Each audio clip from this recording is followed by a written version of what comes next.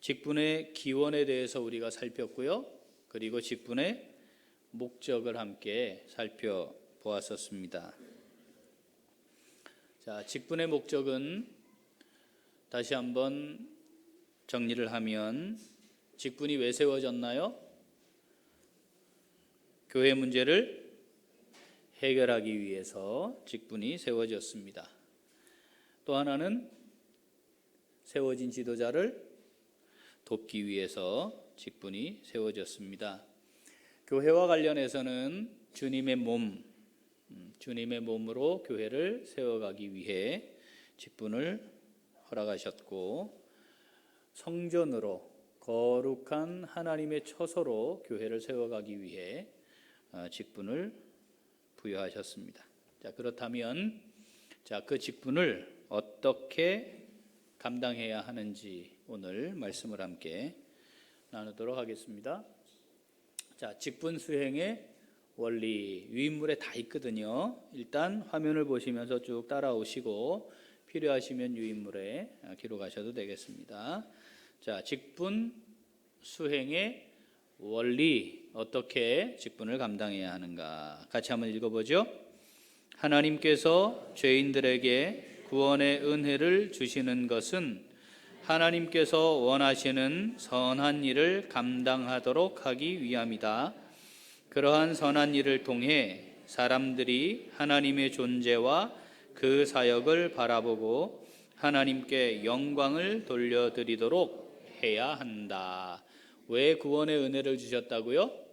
선한 일을 감당하도록 하기 위함입니다. 그러니까 모든 구원받은 하나님의 사람들은 하나님께서 원하시는 선한 일을 어떻게 감당해야 할까?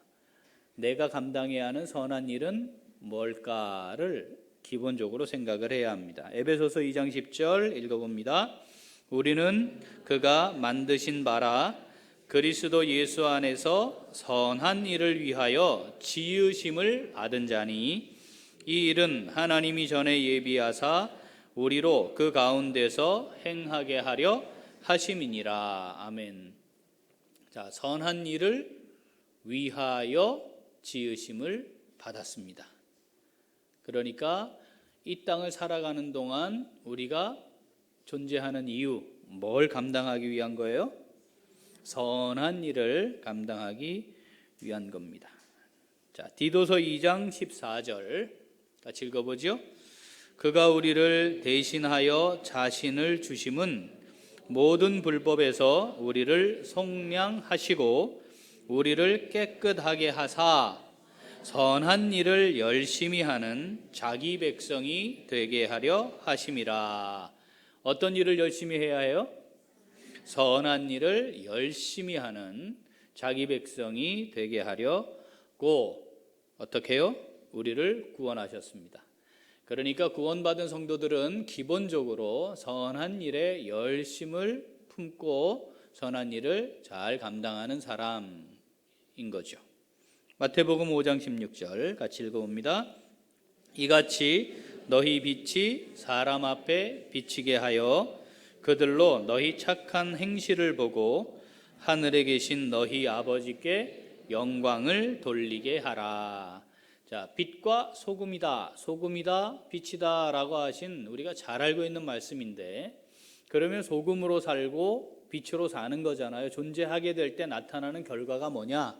그건 착한 행실이 있게 되고, 그 착한 행실을 주변에 있는 사람들이 보면서 야, 역시 하나님의 사람들은 다르구나 하고 하나님의 존재도 알게 되고 하나님의 일하심이 뭔지도 알게 되어서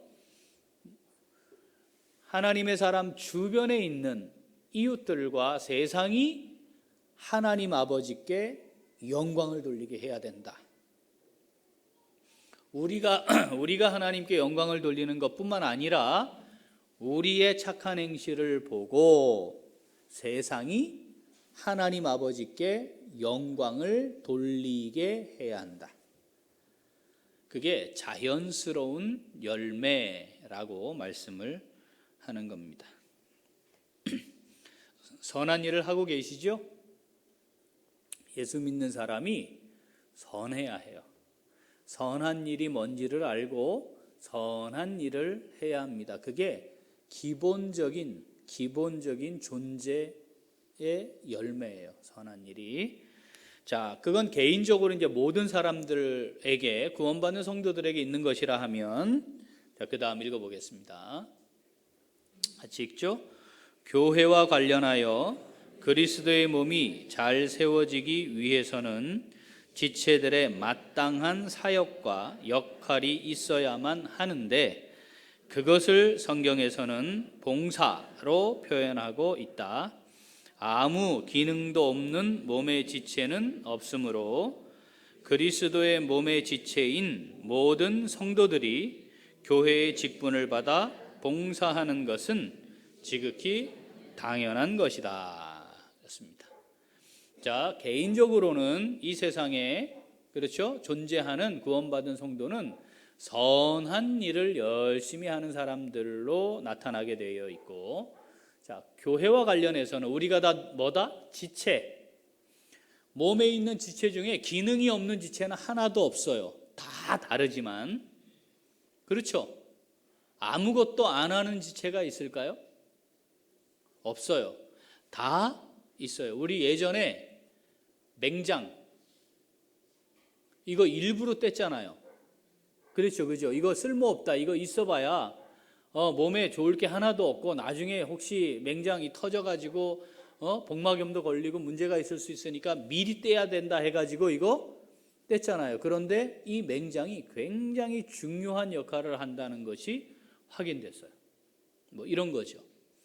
자, 우리 몸의 지체들 중에 기능을 하지 않는, 아무것도 행하지 않는 지체는, 움직이지 않는 지체는 존재하지 않아요.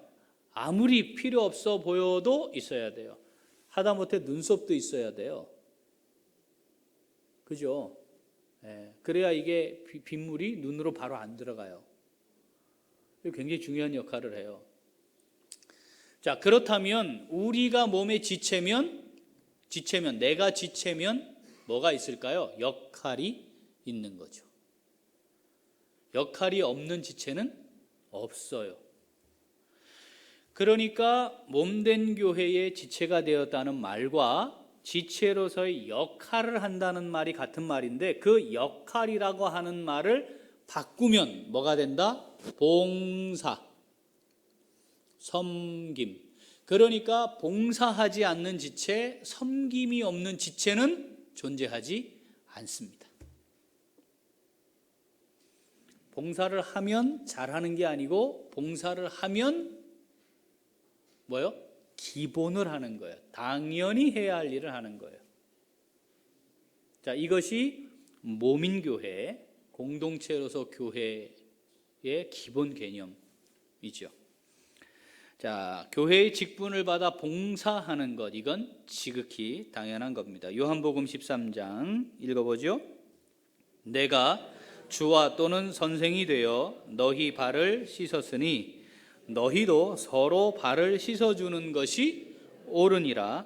내가 너희에게 행한 것 같이 너희도 행하게 하려 하여 본을 보였노라. 아멘. 주님이 보여주신 본을 따라 살아가는 사람들이 예수님을 따르는 무리, 하나님의 사람, 제자들이죠. 그러니까 주님이 본을 보이셨어요. 어떻게 보였어요?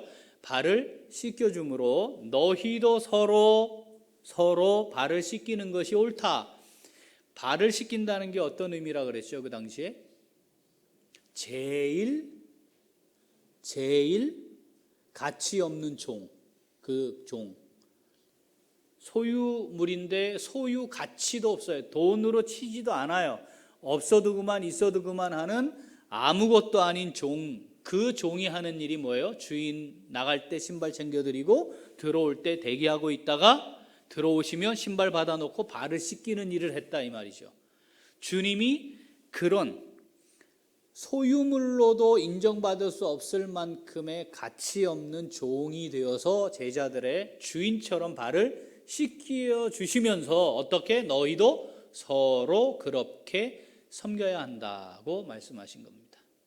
그러니까 봉사, 섬김, 이건 예수 그리스도를 따라 살아가는 제자들에겐 당연히 해야 하는, 당연히 있어야 하는 삶의 열매입니다. 자, 그 다음 읽어보죠. 다만 그 봉사가 가능하려면 온전하게 되는 과정이 필요하므로 교회는 성도들을 온전하게 하는 일, 즉 주님을 믿는 것과 아는 일에 하나가 되는 먹이고 치는 사역을 지속해야 한다. 그래서 교회가 해야 될 일이 뭐냐? 성도들이 봉사의 일을 할 수 있도록, 즉 몸된 교회를 제대로 섬길 수 있도록 어떻게 지키도록 가르치는 먹이고 치는 사역을 해야 되는 거죠.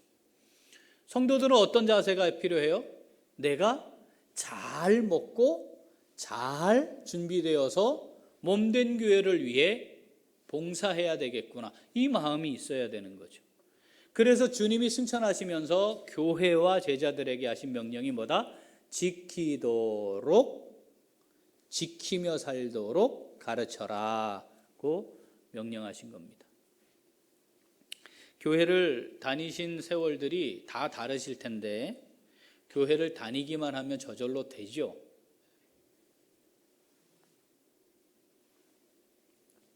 교회 다니기만 하면 저절로 되죠? 안 돼요. 안 돼요. 결국 뭐가 필요해요? 온전하게 되는 과정을 반드시 가져야 해요. 그게 빠져버리니까 교회가 세속화되는 거라니까요. 세속화돼요. 세상적 기준과 가치관을 가지고 교회 안에 들어와서 그렇게 교회를 움직이게 하려고 해요. 그게 세속화예요. 그러면 교회가 주님의 몸된 공동체가 아니라 뭐가 돼요? 종교 단체가 돼요. 뭔가를 많이 잘 할 수 있어요.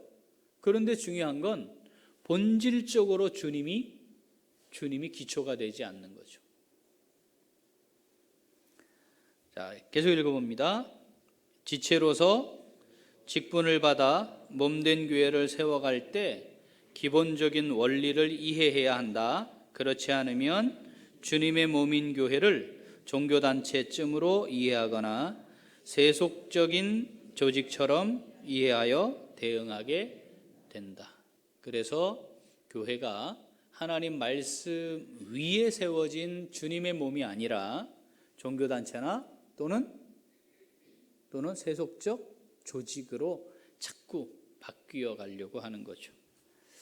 자, 직분 수행의 원리 성경에 많이 있는데 올해 우리가 이 베드로전서에 있는 말씀을 가지고 같이 한번 살펴보려고 합니다. 자, 여기 파워포인트에는 없고요. 나눠드린 유인물에는 있어요. 성경이 있어요. 베드로전서 4장 7절에서 11절입니다. 유인물 다 갖고 계시죠? 자, 먼저 그 성경을 한번 읽어보죠. 베드로전서 4장 7절에서 11절. 만물의 마지막이 가까이 왔으니 그러므로 너희는 정신을 차리고 근신하여 기도하라.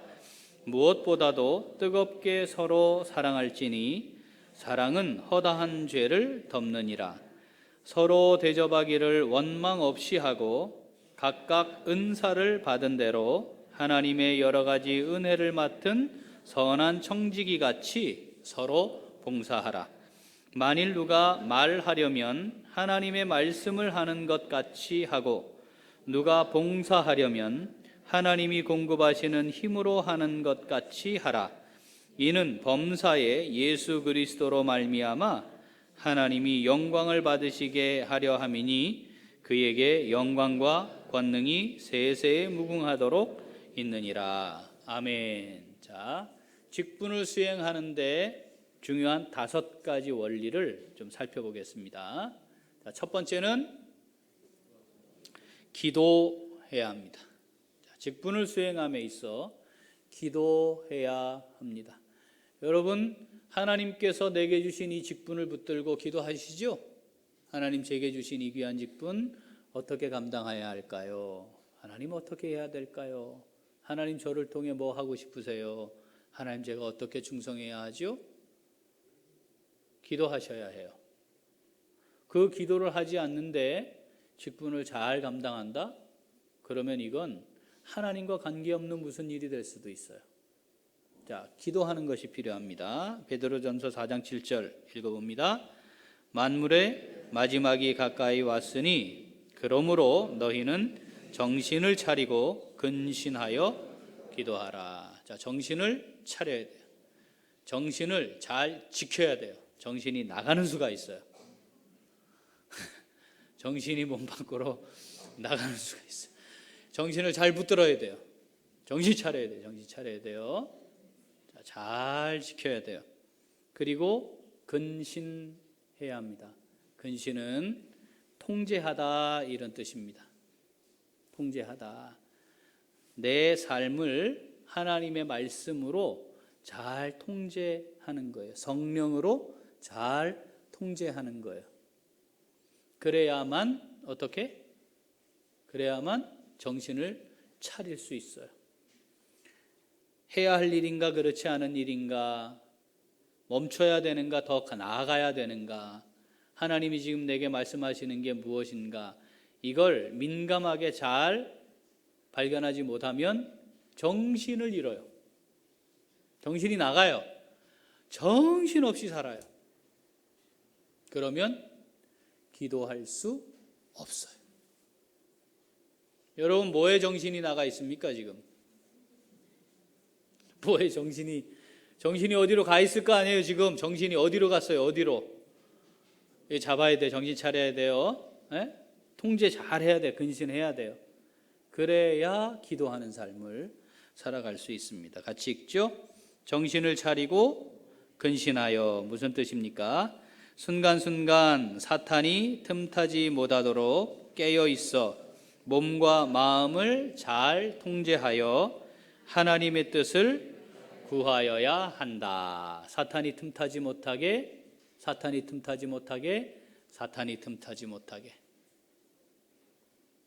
아차 하는 순간 정신 없어져요, 삶이. 그러니까 정신을 잘 차려야 돼요.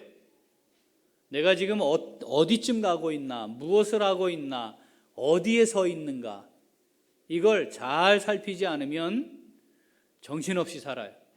정신없이 살면 안 돼요. 정신을 잘 차리고 근신해야 합니다. 계속 읽죠? 순간 말이 튀어나오고 행동에 옮겨짐으로 매 순간과 상황에 하나님의 뜻을 묻고 확인하고 순종하는 기도가 있어야 합니다. 그래서 데살로니가전서 5장 17절 쉬지 말고 기도하라고 명령하십니다. 쉬지 말고 기도하라. 기도해야 합니다. 하나님이 주신 직분을 하나님의 뜻대로 잘 감당하려면 정신을 똑바로 차리고 근신하여 기도해야 합니다. 자, 두 번째, 사랑한다. 사랑해야 합니다. 사랑해야 합니다. 베드로전서 4장 8절 읽어보죠. 무엇보다도 뜨겁게 서로 사랑할지니 사랑은 허다한 죄를 덮느니라. 자, 우리 안에 죄가 있어요, 없어요? 있죠. 계속 있겠죠. 자, 우리가 여기 있게 된 건 우리를 사랑하신 하나님이 우리의 죄를 사하여 주셨기 때문에 가능해졌어요. 그걸 우리가 다 이해하잖아요. 다 믿음으로 고백하잖아요. 그러니까 우리는 그 하나님의 사랑으로 죄사함의 은혜를 누리고 있는데 우리 사이에는 왜 그 사랑이 없냐 이 말이죠. 약한 부분이 보이면 어떻게 해서 내가 저분을, 저 지체를 내가 힘이 되어줄까? 저 사람의 부족한 부분이 보이면 하나님이 내게 왜 저걸 보이게 하시나? 나는 어떻게 해야 할까? 이게 하나님의 사랑을 아는 사람들이 가지게 되는 가장 현저히 보이는 삶의 모습이에요. 그래서 어떻게? 명령이 무엇보다도 뜨겁게 서로 사랑해야 한다고 말씀합니다. 자, 읽어보죠. 자, 사랑은 상대가 있고 상호관계로 이루어지는 것인데 구원받은 성도이자 예수님의 제자들에게 나타나는 가장 분명하고 확실한 삶의 열매는 서로 사랑하는 것임을 잊지 말아야 한다. 참된 사랑의 삶을 살아갈 때 하나님의 용서하심의 은혜에 감사함이 되어 하나님 앞에서 사죄의 은혜를 더 깊이 느끼며 나의 죄를 사하신 하나님의 사랑으로 이웃에 대해 참된 용서와 용납도 경험하게 된다. 여러분, 사랑해야 합니다. 우리 안에 사랑이 풍성해지고 깊어질 수 있기를 소원합니다.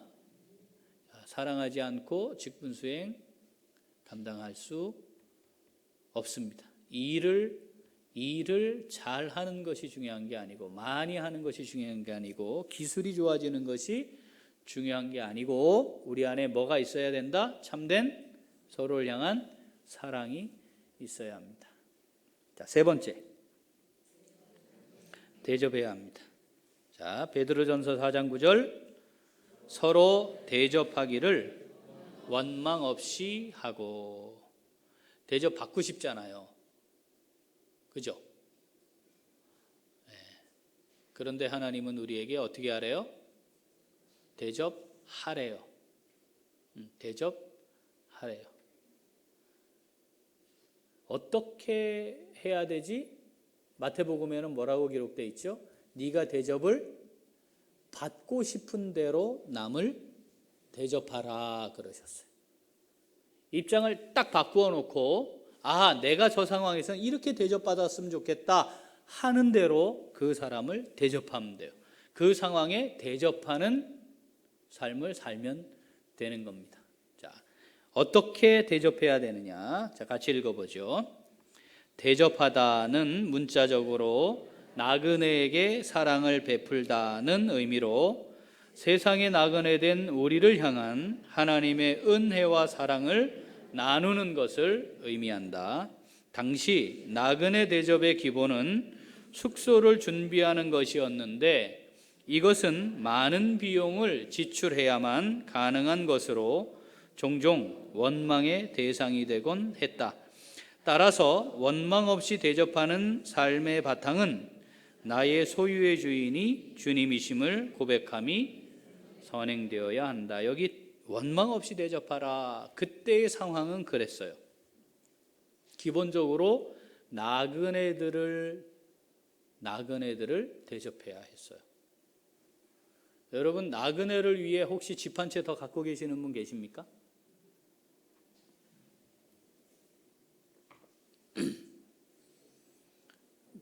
집 한 채, 두 채 이상, 두 채부터 갖고 계시는 분들, 한 채는 나그네를 위해 이제 둡시다 이렇게 하면 바로 원망할 거예요. 그거 안 하겠어요, 원망? 아니, 그것 때문에 비용이 얼마고 막 이런 얘기 하겠죠. 원망하지 말고 하라는 거예요.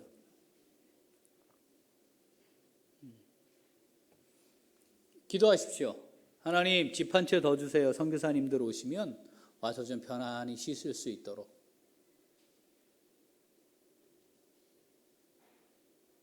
그래서 하나님이 집을 한 채 더 주시는 것도 경험해 봐야지.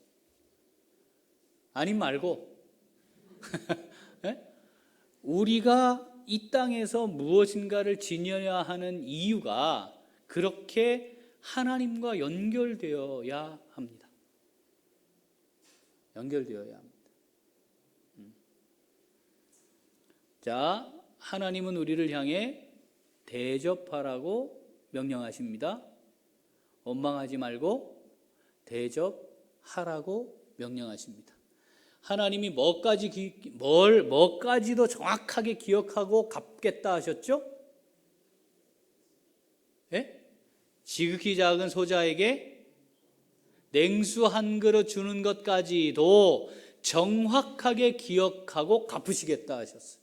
안 믿죠? 우리가 믿지 않아요. 그 하나님을 믿지 않아요. 여러분, 하나님을 믿어야 해요. 하나님 정확하게 기억하시고 갚겠다 하셨어요. 자, 갈라디아서 같이 읽습니다. 6장 6절부터 가르침을 받는 자는 말씀을 가르치는 자와 모든 좋은 것을 함께 하라. 스스로 속이지 말라. 하나님은 업신여김을 받지 아니하시나니 사람이 무엇으로 심든지 그대로 거두리라. 자기의 육체를 위하여 심는 자는 육체로부터 썩어질 것을 거두고 성령을 위하여 심는 자는 성령으로부터 영생을 거두리라. 우리가 선을 행하되 낙심하지 말지니 포기하지 아니하면 때가 이름에 거두리라. 그러므로 우리는 기회 있는 대로 모든 이에게 착한 일을 하되 더욱 믿음의 가정들에게 할지니라. 아멘. 우리가 대접해야 하는 대상들의 순서가 갈라디아에서는 나와 있어요. 믿음의 가정들 우리가 잘 살피고 돌아보고 그 믿음의 가정들을 잘 대접하십시오. 자, 사도행전 예루살렘 교회의 첫 번째 문제, 공식화된 첫 번째 문제가 뭐였습니까? 과부들을 구제하는 거였잖아요. 그죠? 그런데 과부들의 명단을 작성하는데 헬라파 과부들 이름이 자꾸 누락되는 거였어요. 그러니까 교회가 기본적으로 뭘 했다는 거죠? 나그네, 과부, 나그네, 고아, 이 셋은 반드시 돌보아 주어야 하는, 하나님 앞에서 돌보아 주어야 하는 대상이었어요. 그러니까 연약한 자, 돌보아 주어야 하는 사람을 대표하는 게 고아, 과부, 나그네였단 말이죠. 이 대접하는 일을 함에 있어서 갚을 것이 없는 자들에게 하는 것이 지혜고, 당연히 하나님이 내게 더하여 주신 것을 가지고 대접하는 삶을 살아야 합니다. 많이 대접하세요. 많이 대접하세요.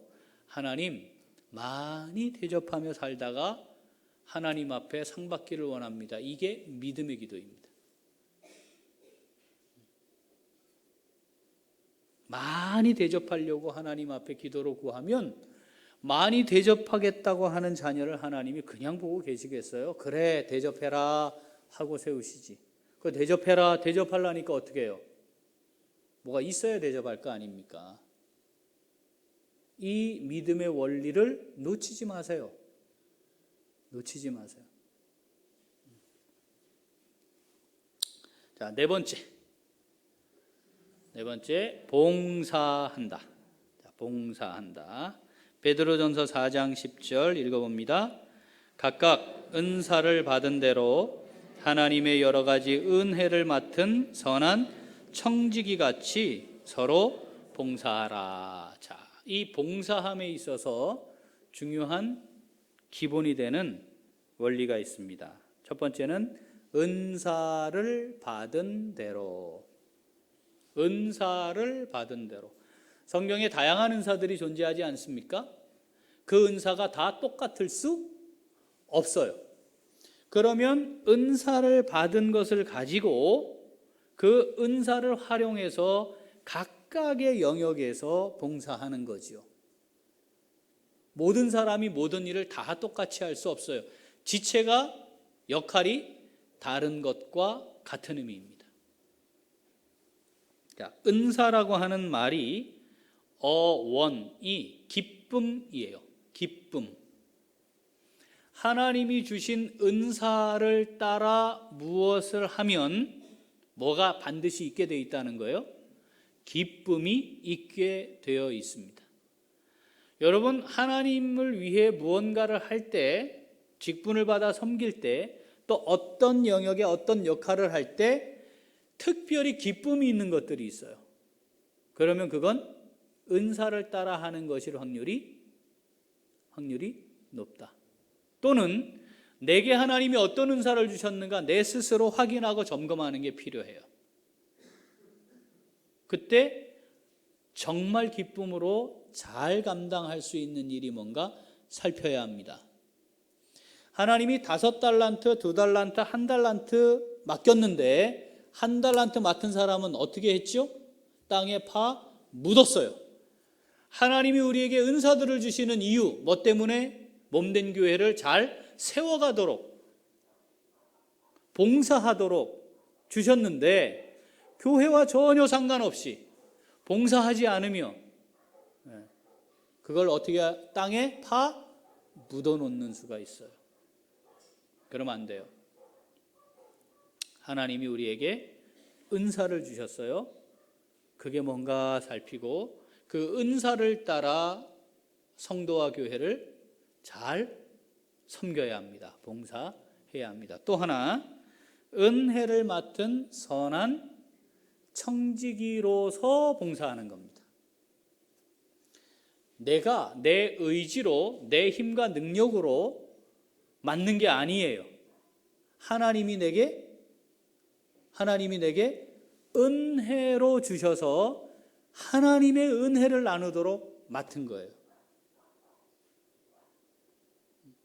우리가 무엇인가를 봉사할 때는 하나님의 은혜를 나누는 겁니다.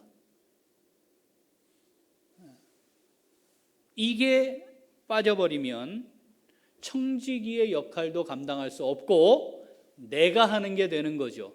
청지기는 마땅히 할 일을 했습니다라고 인정하는 사람들이에요.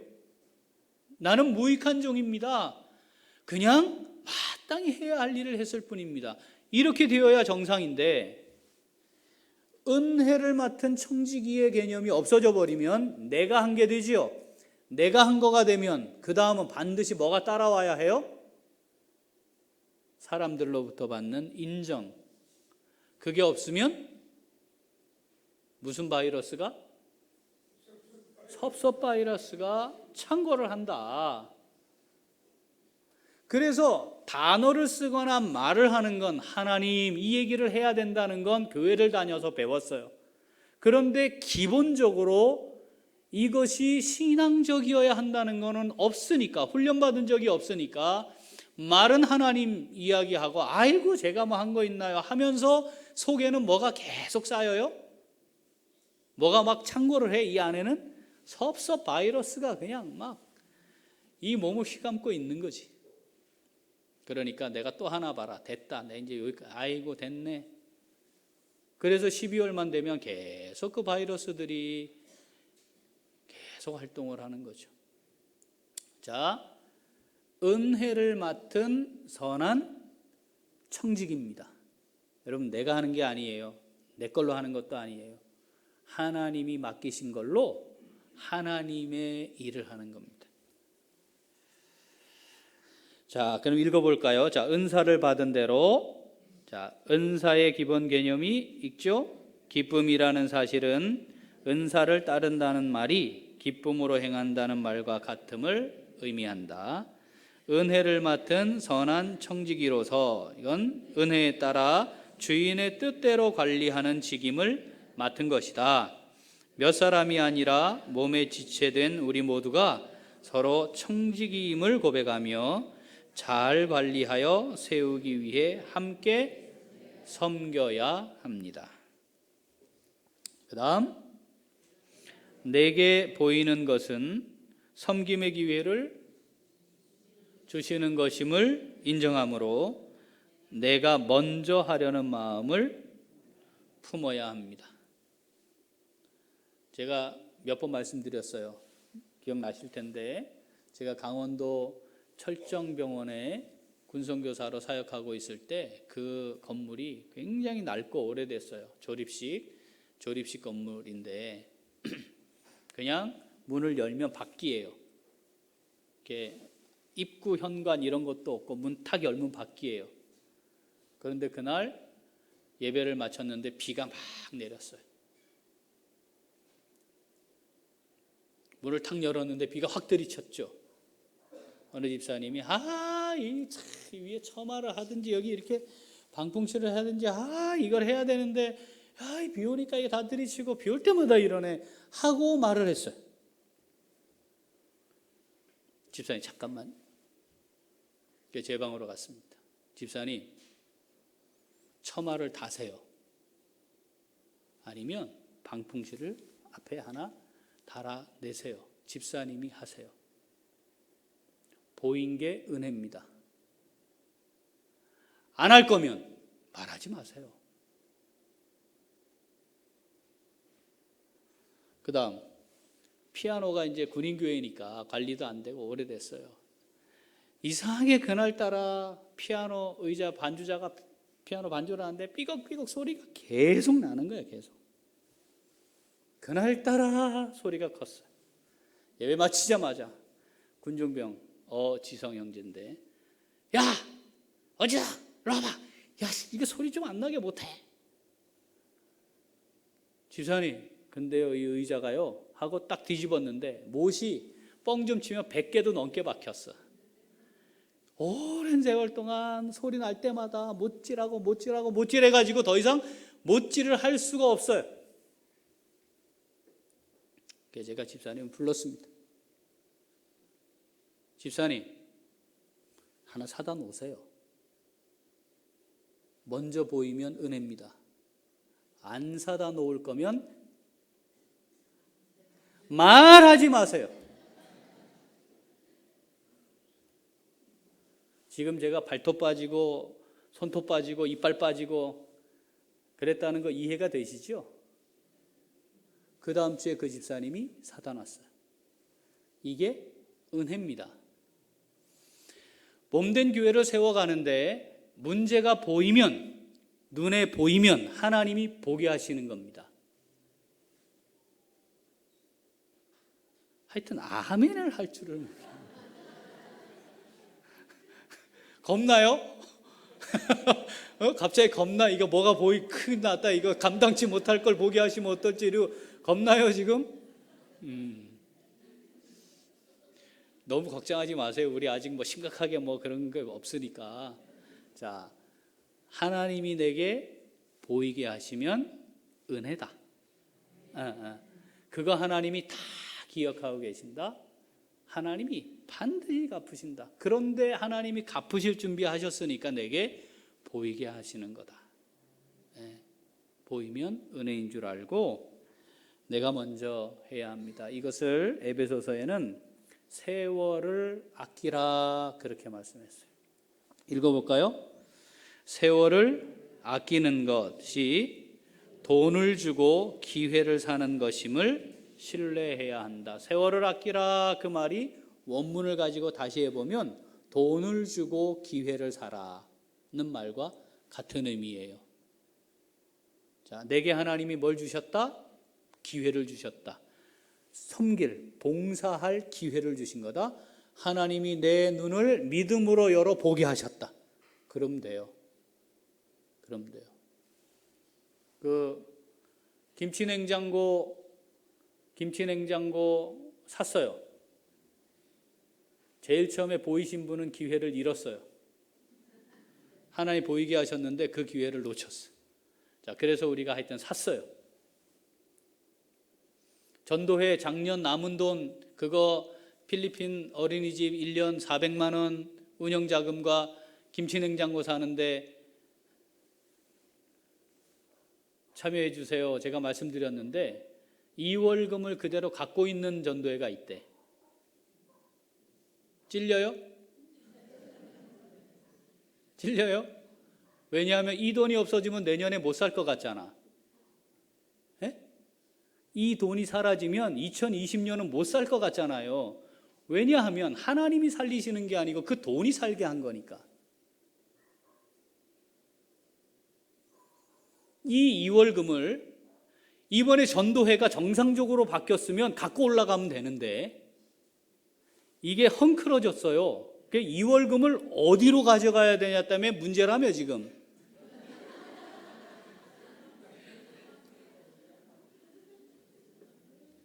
그러니까 순종해서 하나님 앞에 상급 쌓을 기회도 놓쳤지.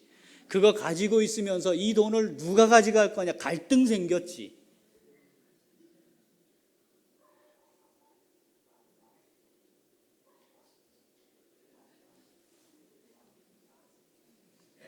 자, 돈을 주고 기회를 사는 걸 하셔야 돼. 그걸 놓치지 마세요. 이거요, 다 하나님과 관계예요. 우리끼리 뭘 인정받고 이런 건 중요하지 않아요.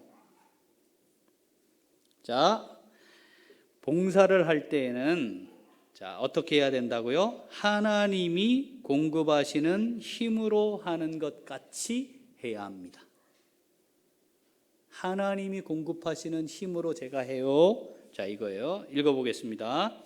내가 인정받고 싶고 영광받고 싶은데 그렇지 않으면 섭섭해지고 시험에 드는 것은 나의 것으로 내가 한다고 생각하기 때문이다.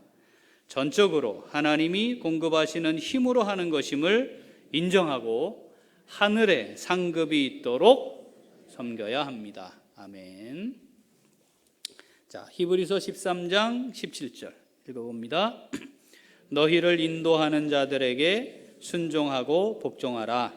그들은 너희 영혼을 위하여 경성하기를 자신들이 청산할 자인 것 같이 하느니라. 그들로 하여금 즐거움으로 이것을 하게 하고 근심으로 하게 하지 말라. 그렇지 않으면 너희에게 유익이 없느니라. 아멘. 유익이 없는 일이 되면 안 됩니다. 잘 새겨두셔야 해요.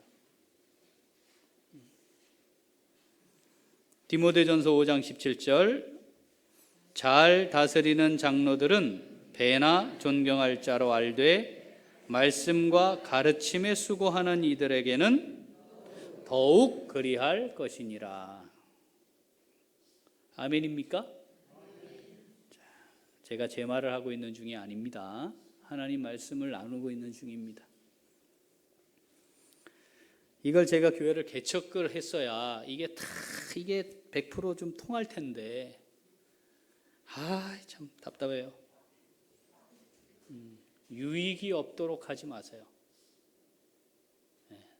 내게 유익이 없고 교회에 유익이 없도록 하는 건 어리석은 일입니다. 어리석은 일이에요. 배나 존경할 자로 알아야 하는데 어떻게 해요? 잘 다스리는 장로는. 그런데 말씀과 가르침에 수고하는 자는 더욱 그리 해야 돼요. 그런데 말입니다. 담임 목사는 그나마 좀 나아. 그 남목사 말이야. 이렇게 얘기하는 사람들 많이 있어요. 그런데 우리 다른 교구 목사님들이나 다른 목사님들은 아주 우습게 알아요. 우리 교회는 부목사라는 용어도 안 쓰잖아요. 근데 부목사가 목사가 아니란 뜻이거든요. 일반 교회에서 아주 우습게 알아요. 하나님이 그 사람을 아주 우습게 봅니다. 제가 무슨 잘난 게 있어서 특별해서 모든 사람에게 존경받을 만한 삶이 있어서 저를 존중하는 게 아니잖아요. 여러분, 왜 저보다 나이 많으신 분들에게 훨씬 많은데, 저보다 훌륭한 분들이 훨씬 많은데 왜 저를 담임 목사로 존중합니까? 하나님이 세우셨기 때문이잖아요. 하나님을 존중하니까 하나님이 세운 종을 존중하는 거지. 우리가 그리스도의 종이잖아요. 우리가, 그죠? 근데 자기 종인지 알아. 이게 종 이런 용어를 쓰니까 자기 종인지 알아. 그렇지 않아요. 그리스도의 종이에요. 하나님을 기쁘시게 할 것과 사람을 기쁘게 할 것이 충돌하면 고민 없이 하나님을 기쁘시게 할 일을 선택하고 사는 사람들이죠. 이게 존중되어야 합니다. 그러니까 교역자들을 우습게 부르지 마세요. 하나님이 세운 주의 종입니다. 이 목사 말이야, 전전도사 말이야, 저 김전도사 말이지, 저거. 하나님이 다 들어요. 다 보고 계세요. 내가 세운 종을 네가 그렇게 함부로 해? 내가 너를 함부로 해주마. 존중해야 합니다. 존중. 자, 마지막 5번째. 직분수행. 말해야 되죠. 말하지 않고 일은 없어요. 자, 말 어떻게 해야 되느냐. 베드로전서 4장 11절 읽어봅니다. 만일 누가 말하려면 하나님의 말씀을 하는 것 같이 하고 누가 봉사하려면 하나님이 공급하시는 힘으로 하는 것 같이 하라. 이는 범사의 예수 그리스도로 말미암아 하나님이 영광을 받으시게 하려 함이니 그에게 영광과 권능이 세세에 무궁하도록 있느니라. 아멘. 말을 하려면 어떻게 하래요? 하나님의 말씀을 하는 것 같이 하라고 합니다. 읽어보죠. 복음과 주님의 몸된 교회를 위해 말하는 직분자들은 언제나 하나님의 말씀을 나누는 것이 되어야 한다. 무례히, 함부로, 본성에 따라 감정적으로 말하는 것은 삼가야 합니다. 삼가야 합니다. 자, 말을 잘 해야 합니다. 무례하게, 함부로 내 마음과 육체가 원하는 대로 하면 그 말로 인해 범죄하게 됩니다. 자, 야고보서 3장 1절부터 6절 읽어봅니다. 내 형제들아, 너희는 선생된 우리가 더 큰 심판을 받을 줄 알고 선생이 많이 되지 말라. 우리가 다 실수가 많으니 만일 말에 실수가 없는 자라면 곧 온전한 사람이라 능히 온 몸도 굴레 씌우리라. 우리가 말들의 입에 재갈 물리는 것은 우리에게 순종하게 하려고 그 온몸을 제어하는 것이라. 또 배를 보라. 그렇게 크고 광풍에 밀려가는 것들을 지극히 작은 키로서 사공의 뜻대로 운행하나니 이와 같이 혀도 작은 지체로 돼 큰 것을 자랑하도다. 보라, 얼마나 작은 불이 얼마나 많은 나무를 태우는가. 혀는 곧 불이요 불의의 세계라. 혀는 우리 지체 중에서 온몸을 더럽히고 삶의 수레바퀴를 불사르나니 그 사르는 것이 지옥불에서 나느니라. 아멘. 이 말씀을 알고서도 입에 재갈을 물리지 않으면 뭐 하자는 겁니까? 지옥불에 들어가 있는 채로 살자는 것과 같아요. 여러분, 우리의 입이 정말 무서운 하나님 앞에서 범죄케 하는 지체가 될 수 있다는 걸 늘 명심하셔야 해요. 자, 시편 52편 4절 읽어봅니다. 간사한 혀여, 너는 남을 해치는 모든 말을 좋아하는도다. 우리는 아닐 수 있기를 바랍니다. 잠언 12장 18절, 칼로 찌름같이 함부로 말하는 자가 있거니와 지혜로운 자의 혀는 양약과 같으니라. 칼로 찌르는 것이 되든지 아니면 양약이 되든지 그럴 수 있다는 거예요. 자, 하나님의 말씀을 하는 것 같이 말하라니까 하나님의 말씀을 하는 것 같이 말하려면, 자, 에베소서 4장 29절, 이건 그냥 마음에 그냥 딱 새겨 놓으셔야 해요. 아시겠죠? 읽어봅니다. 무릇 더러운 말은 너희 입 밖에도 내지 말고 오직 덕을 세우는 데 소용되는 대로 선한 말을 하여 듣는 자들에게 은혜를 끼치게 하라. 아멘. 듣는 자들에게 은혜를 끼치는 말이 되게 하옵소서. 듣는 자들에게 은혜를 끼치는 말이 되게 하옵소서. 자, 이걸 다 마음에 새겨놓고 기도하세요. 이걸 다짐하고 또 살피고 돌아보지 않으면 나도 모르는 사이에 지옥불에서 나는 혀의 놀림이 될 수 있다니까요. 나도 모르는 사이에.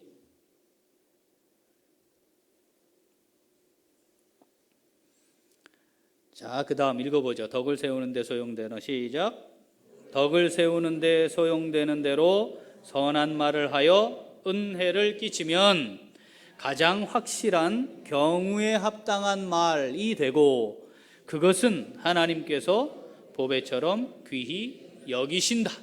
놀라운 표현이 잠언에 있습니다. 25장 11절 읽어볼까요? 경우에 합당한 말은 아로 새긴 은쟁반의 금사관이라. 이 놀라운 표현입니다. 여러분, 우리의 말이 덕을 세우는 데 소용되는 대로 듣는 사람들에게 은혜를 끼치는 말이 되는 것, 여기 잠언 25장 11절에 있는 것처럼 경우에 가장 합당한 말이 되겠습니다. 그렇게 경우에 합당한 말을 하는 것을 하나님은 어떻게 평가한다고요? 이보다 더 귀한 보배 같은 게 없다. 은쟁반의 금사과.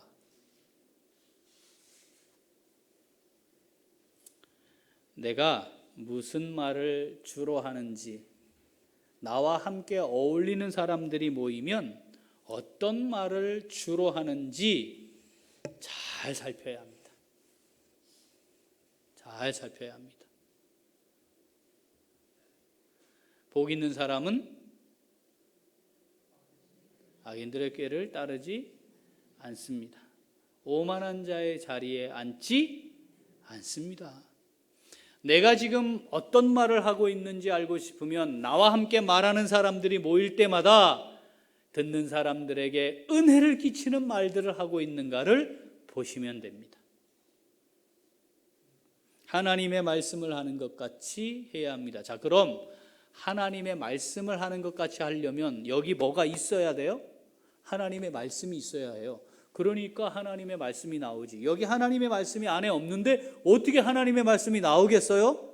당연한 거 아니겠어요? 그죠? 자, 누가복음 6장 45절 읽어봅니다. 선한 사람은 마음에 쌓은 선에서 선을 내고 악한 자는 그 쌓은 악에서 악을 내나니 이는 마음에 가득한 것을 입으로 말함이니라. 여러분, 우리 입에 나오는 거는 엄마야, 이거 말 잘못했어요. 이거 아닌데. 아니에요. 그거예요. 이 안에 있는 게 나온 거예요. 내가 평소에 가지고 있는 쌓아둔 게 튀어나오는 거예요. 이걸 통제하지 않으면 쌓여있는 그것이 막 나오는 거죠. 순간적으로 생각해 볼 필요도 없어요. 익숙한 그대로 나오는 거예요. 우리 안에 뭐가 쌓여 있으면 돼요? 하나님의 말씀이 쌓여 있으면 돼요. 하나님의 은혜가 쌓여 있으면 돼요. 하나님의 선함을 생각하고 살면 돼요. 그러면 그게 나와요. 하나님의 말씀을 하는 것 같이 하라. 자, 우리의 말이 정말 하나님의 선하심을 따라 듣는 자들에게 은혜를 끼치는, 덕을 세우는 데 소용되는 선한 말이 될 수 있기를 소원합니다. 자, 그 다음 읽어보죠. 자, 그러므로 이 말씀을 늘 마음에 새기고 묵상해야 한다. 마음의 묵상이 주님께 향기로운 제물로 드려지도록 하므로 마음의 선을 잘 쌓아 선을 내도록 하자. 늘 말씀을 묵상하고 하나님을 기억하고 어떻게 하면 하나님의 말씀대로 하나님의 뜻을 이루며 살까요? 이걸 늘 기도하며 묵상하는 사람은 튀어나오는 말이 은혜예요. 하나님의 은혜를 묵상하고 사니까 은혜가 튀어나와요. 시편 19편 14절 읽습니다. 나의 반석이시요 나의 구속자이신 여호와여, 내 입의 말과 마음의 묵상이 주님 앞에 연락되기를 원하나이다. 한 번 더. 나의 반석이시요 나의 구속자이신 여호와여, 내 입의 말과 마음의 묵상이 주님 앞에 연락되기를 원하나이다. 아멘.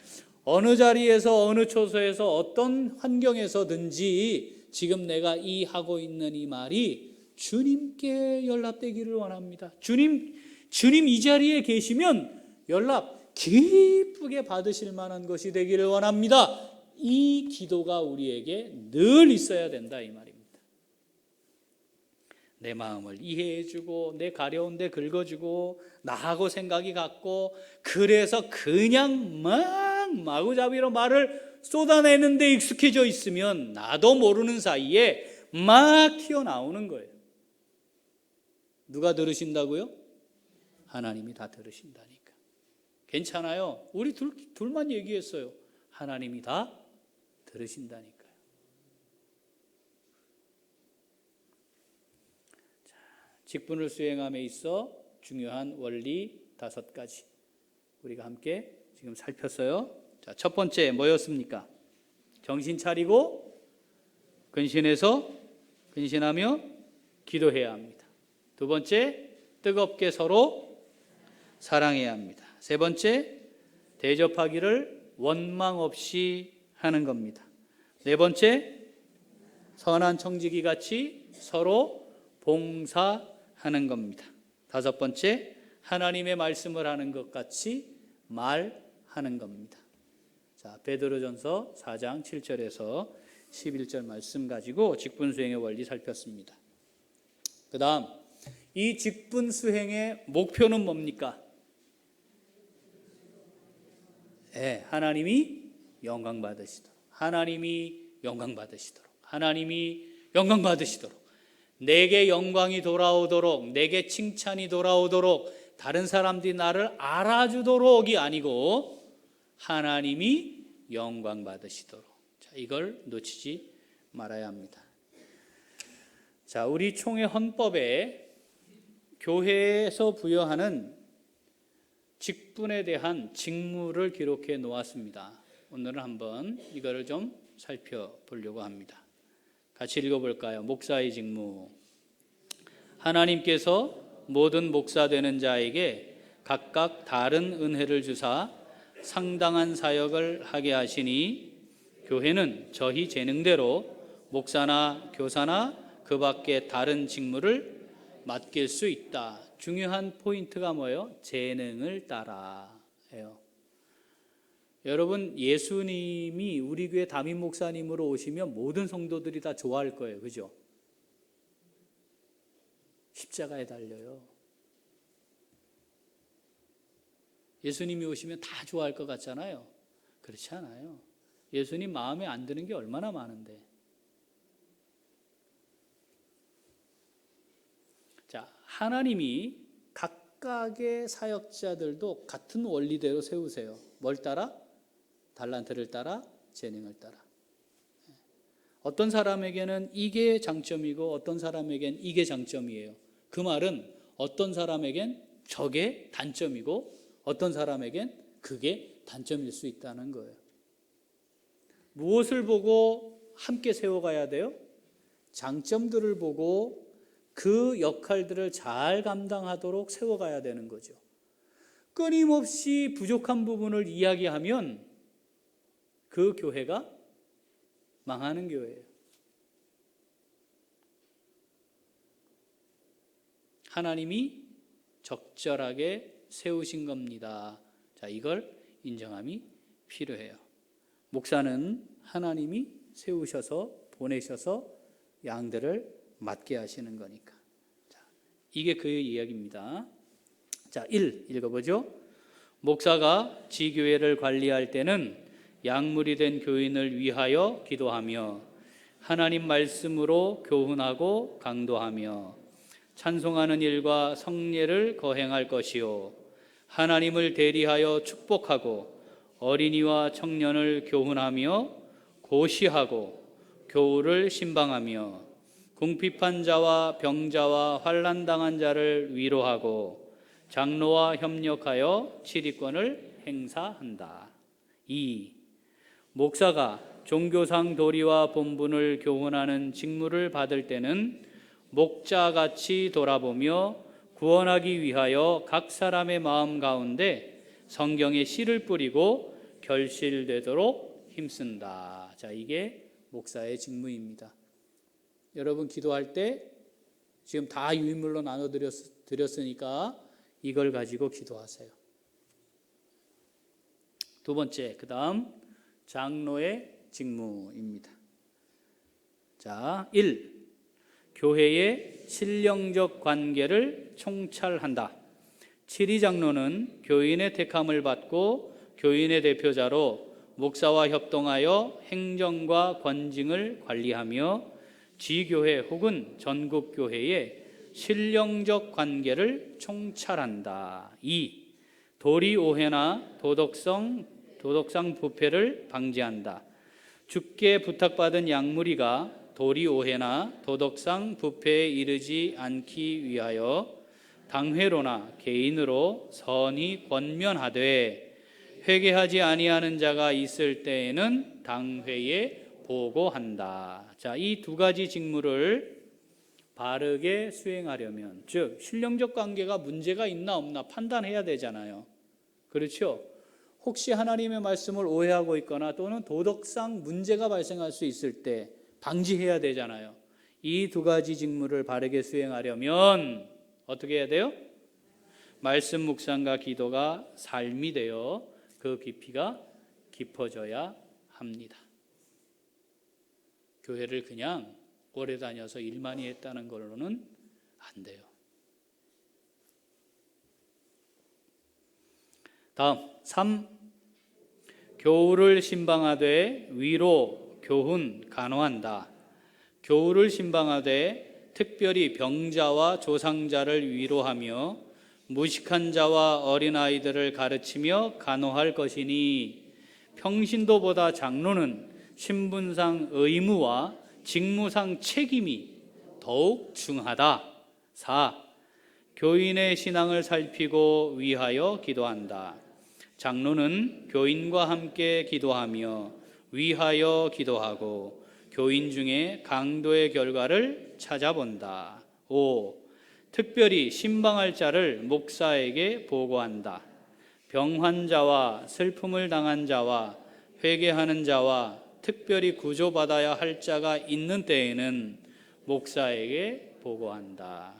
이 직무를 제대로 감당하려면 교회의 어른으로서 충분한 믿음의 분량을 갖추어야 하고 교회를 위해 헌신하고 희생함이 우선순위여야 한다. 책임이 더 중하다. 의무와 책임이 더 중하다. 장로님들은 잘 새기셔야 합니다. 장로가 되기를 기도하고 계시는 분들도 잘 새기셔야 합니다. 그 의무와 책임이 더 중합니다. 결국 교회 성도들을 잘 이끌어가고 잘 보호하고 그렇게 성도들을 세워가는 역할을 하는 거예요. 헌법을 바꿔야 될 것 같아요. 교우를 신방하되 위로 교훈 간호한다. 이건 택도 없는 소리예요. 이거 하자 하면 다 안 한다 하실 거요. 아마 장로를 안 하겠다 그러실 거요.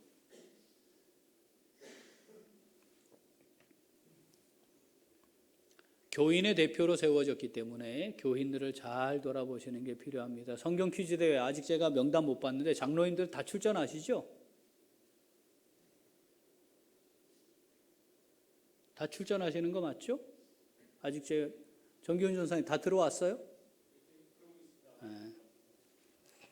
기도하는 자리, 말씀 공부하는 자리, 봉사하는 자리, 의무와 책임이 더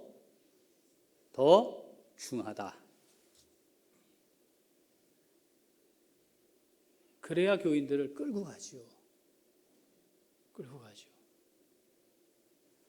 구역 모임, 전도회 모임, 장로님들이 계신 구역과 전도회가 가장 활성화되어야 정상입니다.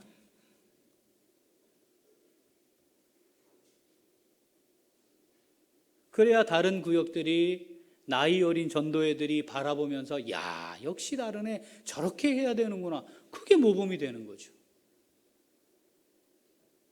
의무와 책임이 더 중하다. 그래도 요즘은 괜찮아요. 옛날에는 집 한 채 파는 게 기본이었는데 요즘은 안 하니까 그거 괜찮잖아요. 신령적 관계를 총찰하는 역할을 하셔야 하는 장로님들이 잘 세워져야 합니다. 그래서 교회에 어른이 있어야 되는 거죠. 어른.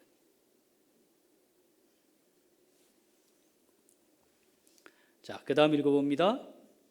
장로의 직무가 행정적으로는 당회원으로서 당회장과 협력해 교회를 치리하는 것이므로 당회장이 정년을 채우지 못하고 중도에 사임하게 되면 모든 당회원들이 공동 책임을 지고 동반 사임하도록 정관에 규정되어 있습니다. 우리 교회는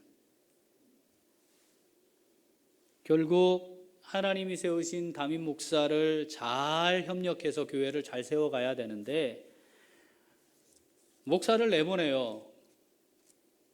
그리고 장로님들은 계속 계셔.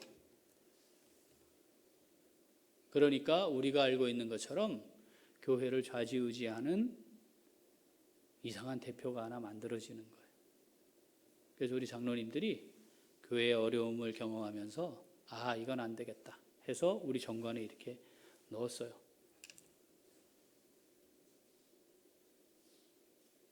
교회 주인은 머리는 주님이십니다. 담임 목사도 아니에요. 그럼 당연히 교회의 대표가 담임 목사인데 교회의 대표인 담임 목사가 교회의 머리가 아니면 아무도 교회의 머리가 될 수 없어요. 주님만 교회의 머리예요.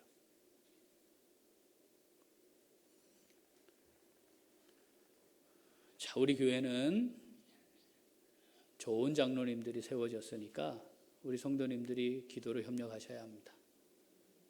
그리고 우리가 어떤 일들을 결정할 때에는 여러분 가정에서 아이들 키울 때 부모들이 앞을 내다보고 꼭 필요한 경우에 아이의 의사를 묻지 않고 결정하는 경우들이 많이 있지 않습니까?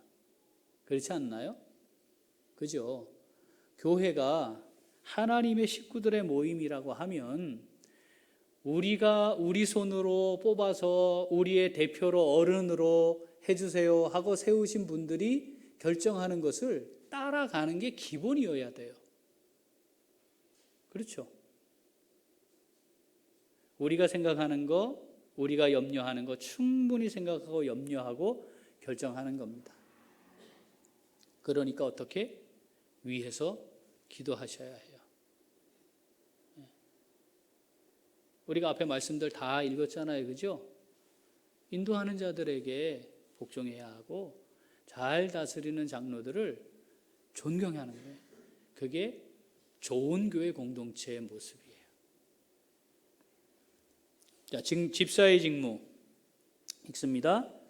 집사의 직무는 목사 장로와 협력하여 빈핍 곤궁한 자를 권고하며 환자와 갇힌 자와 과부와 고아와 모든 환난 당한 자를 위문하되 당회 감독 아래서 행하며 교회에서 수금한 구제비와 일반 재정을 수납 지출한다. 이게 집사의 직무입니다. 집사님들 잘 보세요. 아, 기본적으로 감당해야 될 게 이런 거구나 아셔야 해요. 안타깝게도 우리 헌법에는 권사님이 없어요. 권사의 직무 이런 게 없어요. 요건 그래서 다음 기회에 하겠습니다. 다음 기회에 오늘 우리가 헌법에 있는 교회의 직무가 무엇인지를 함께 나눴습니다. 여러분 나눠드린 유인물에는 대표 기도를 할 때 어떻게 해야 되는지 제가 거기에 좀 간단하게 적어놨어요. 여러분 이거 꼭 읽으세요. 왜냐하면 대표 기도를 하게 되는데 이 대표 기도를 어떻게 해야 되는지 사실은 잘 준비해서 해야 되거든요. 그러니까 대표 기도를 할 때는 반드시 기도문을 준비하세요. 그 대표로 기도하는 것을 위해 기도함으로 준비하는 게 은혜입니다. 그리고 쓰지 말아야 하는 표현들이 있어요. 제가 거기에 적어놨거든요. 기도를 끝낼 때는 반드시 현재형으로 하셔야 돼요. 기도합니다, 기도드립니다, 기도드리나이다, 기도하옵나이다. 기도했습니다 하시면 안 돼요. 지금 우리가 다 같이 기도하고 있는 거기 때문에 기도합니다 현재로 끝나야 다 같이 아멘 합니다. 이미 예배 시작됐는데 예배 시작하는 처음 시간이오니 마치는 시간까지 이것도 습관적으로 하는 거거든요. 이것도 하시면 안 돼요. 그 다음에 예배 시간에 우리가 같이 예배 드릴 때는 그냥 담임 목사님 이렇게 하시면 돼요. 담임 목사님. 이름을 부르지 마시고 외부에서 강사 목사님이 오셨을 때에도 필요한 경우는 성만 부르시는 거예요. 오늘 이 목사님 단위에 세우셨는데, 또는 귀한 목사님 단위에 세우셨습니다. 이렇게 하시면 돼요. 이름을 불러서 하지 않는 게 기본적인 예예요. 자, 그 내용들을 숙지하셔서 이제 대표 기도들 하셔야 되니까 그거 좀 보시고 갖고 계시면서 살피셔서 잘 준비해서 기도해 주시면 되겠습니다. 자, 우리가 2주 동안에 재직으로서 직분은 어떻게 생겼는지, 하나님이 무엇 때문에 직분자를 세웠는지, 그 직분자들은 무엇 때문에 지금 직분을 받은 건지 우리가 살폈어요. 오늘은 직분을 그럼 어떻게 수행해야 되는가에 대한 기본적인 원리들을 짧은 시간에 살폈습니다. 여러분, 이 유인물을 잘 갖고 계시고 영상도 있으니까 틈틈이 설거지 하실 때 틀어놓기도 하세요. 아, 이런 거였구나. 까먹지 않도록. 기왕에 하나님께로부터 받은 이 직분이 하나님 앞에 영광스러워질 수 있기를 소원합니다. 하나님 앞에 멋지게 감당해서 믿음의 더 큰 담력을 얻고 하나님 앞에 섰을 때에 영광스러운 상급을 받아 누리게 되는 귀한 은혜의 통로가 될 수 있기를 소원합니다. 기도하겠습니다. 하나님 아버지,